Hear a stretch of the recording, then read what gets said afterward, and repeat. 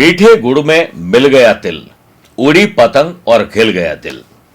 नमस्कार प्रिय साथियों, मैं हूं सुरेश श्रीमाली। आपको और आपके परिवार को मकर संक्रांति की बहुत बहुत शुभकामनाएं और इस विशेष कार्यक्रम में आप सभी का बहुत बहुत स्वागत है। प्रिय साथियों, हम सब मकर संक्रांति 15 तारीख को मनाएंगे और सनातन धर्म में मकर संक्रांति मनाने की विशेष परंपरा है। सूर्य जब धनु राशि से निकलकर मकर राशि में प्रवेश करते हैं तब इसे मकर संक्रांति कहते हैं। मकर संक्रांति के दिन सारे शुभ और मांगलिक कार्य शुरू हो जाते हैं। वहीं मकर संक्रांति में स्नान और दान का विशेष महत्व है और इसके अलावा इस दिन जो व्यक्ति स्नान करने के बाद सूर्य देवता को अर्घ्य देता है उनकी मनोकामना पूर्ण होती है और सूर्य की तरह वो चमकता है और उसको मान सम्मान मिलता है। प्रिय साथियों, जाने और अनजाने में हमसे कई तरह के अच्छे और बुरे काम हो जाते हैं, लेकिन बुरे काम हो गए, अब क्या करें? बुरा बोल दिया, अब क्या करें? तो इसके लिए ईश्वर हमें ऐसे ही मौके देते हैं जिस पर हम प्रायश्चित कर सकें।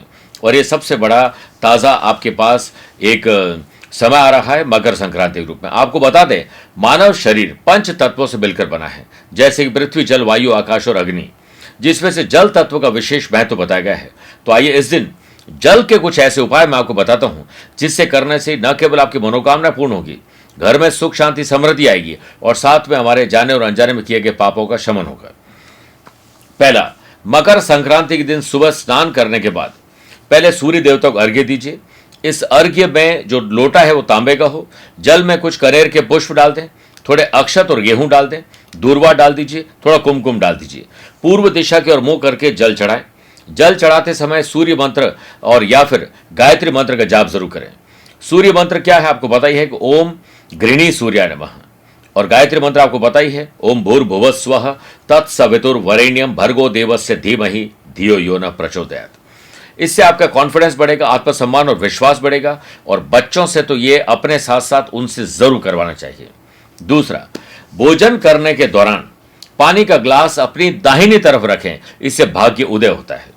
इस दिन शिवलिंग पर जल चढ़ाने, भांग और आग धतूरा चढ़ाने, 11 बिल्व पत्र चढ़ाने से कई समस्याओं का नाश होता है और मानसिक तनाव में मुक्ति मिलती है।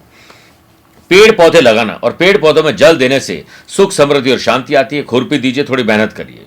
इस दिन मां तुलसी को जल अर्पित जरूर करें और वहां पर दीपक प्रज्वलित करें घी का, इससे पॉजिटिविटी आती है।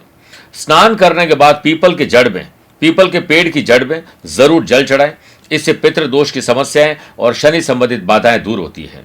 इस दिन जरूरतमंद लोगों को जल देना और साथ में मीठा गुड़, तिल के लड्डू खिलाना कई तरह की मुसीबतों से आपको छुटकारा दिलाता है। बढ़िया छोटे छोटे पैकेट बनाकर गरीब बच्चों में बांटिए। पानी में गुड़ और शहद मिलाकर बच्चे को पिलाएं, इससे बच्चे की बुरी नजर दूर होती है। आप किसी सरोवर या नदी में गंगा स्नान आदि का विशेष महत्व है, वहां जाए तो सबसे बढ़िया, वहां स्नान करना बहुत पुण्य देता है।